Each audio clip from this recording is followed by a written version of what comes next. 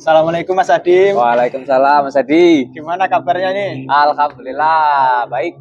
Ini kan pripun? Alhamdulillah sehat Mas. Oke. Udah lama ya kita Kak bisa kumpul-kumpul bareng gini. Iya Mas. Semenjak lulus kuliah kan Lulus kita kuliah. jarang ketemu. Ya. Tahun kemarin lah. Kemarin ya.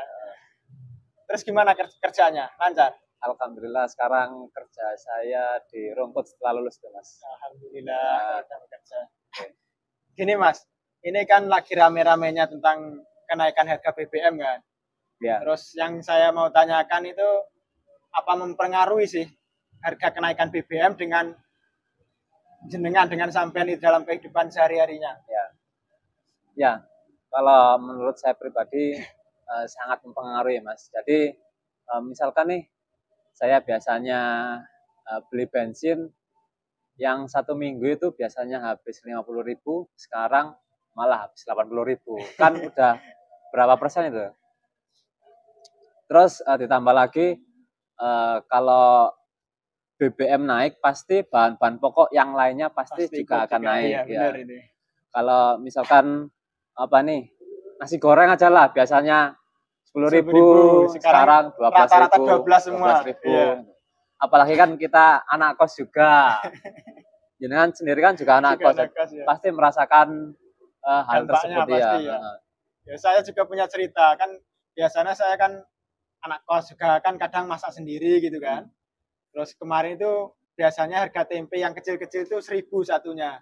Tapi sekarang itu harga tempe itu 4 menjadi 5.000. Jadi bukan 1.000 tapi 1.250 kan sekarang harga bijinya.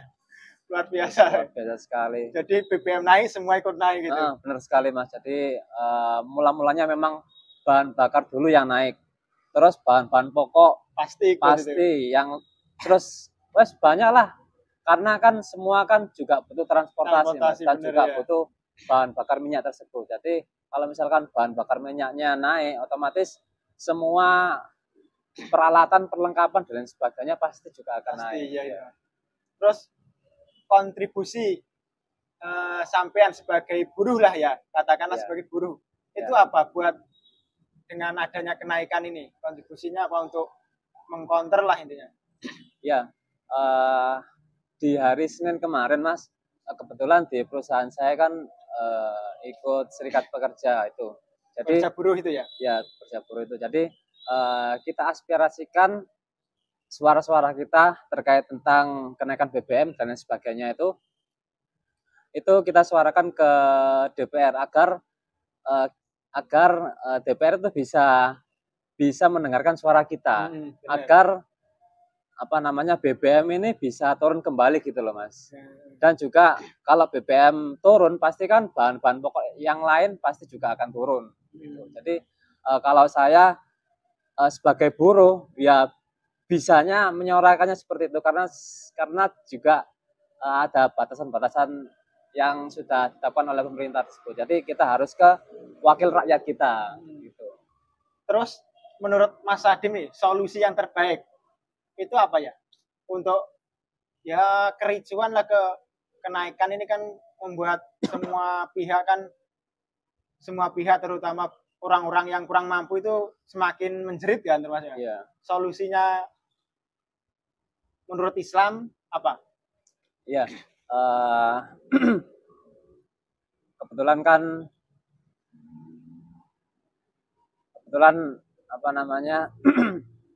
kita berada di negara yang mayoritasnya Islam. Muslimnya terbanyak di dunia lah. Nah, jadi kita harusnya itu berpegang teguh kepada Islam dengan aturan-aturan Islam. Nah, harusnya kita kembalikan hukum-hukum tersebut ataupun pengelolaan sumber daya itu bukan kepada kapitalis. Karena kan kapitalis kan menguntungkan bagi para yang pemilik modal. Benar ya. Jadi kalau di aturan agama kita, di aturan Islam bahwa sumber daya alam itu harus dikelola oleh pemerintah dan nantinya hasilnya bagikan ke rakyat. Rakyat. Seperti itu. Tapi Jadi sekarang kan beda kan. Sekarang kan sumber daya alam itu dikelola oleh asing kebanyakan, ya, pribadi, asing, swasta, ya. gitu kan. Terus pemerintah sendiri kan mendapatnya cuma mendapat pajak kan, ya. berapa persen gitu kan. Jadi hasil yang terbanyak ya untuk pemilik modal itu sendiri. Iya, betul sekali Mas. Jadi sebagian banyak apa namanya tambang kita, tambang minyak ya.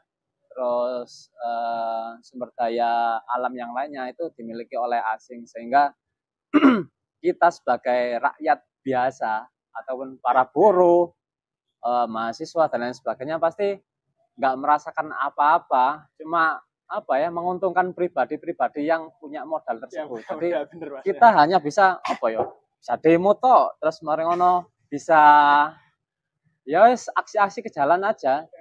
Dan hal tersebut itu bukan apa ya, bukan menjadikan sebuah solusi. Bukan solusi aslinya. Jadi solusinya itu harusnya kita kembalikan hukum-hukum ataupun hal-hal pengembangan sumber daya alam itu kepada Islam.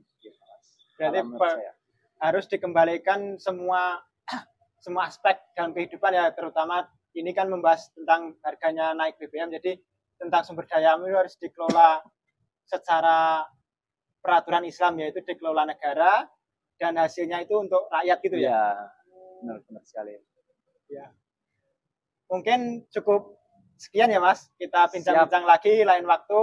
Ya. Jika ada kesempatan lagi, semoga ini bisa menambah wawasan buat saya, buat sampean juga. Ya, saya juga berterima kasih kepada Mas Edi telah apa ya, mengajak saya berbincang-bincang di sini, dan semoga ini bukan yang terakhir kali. Iya benar. Semoga apa namanya kita bisa berbincang-bincang lagi dengan tema yang lain, yang lebih seru, yang lebih apa ya, yang lebih eksklusif lah. Iya benar.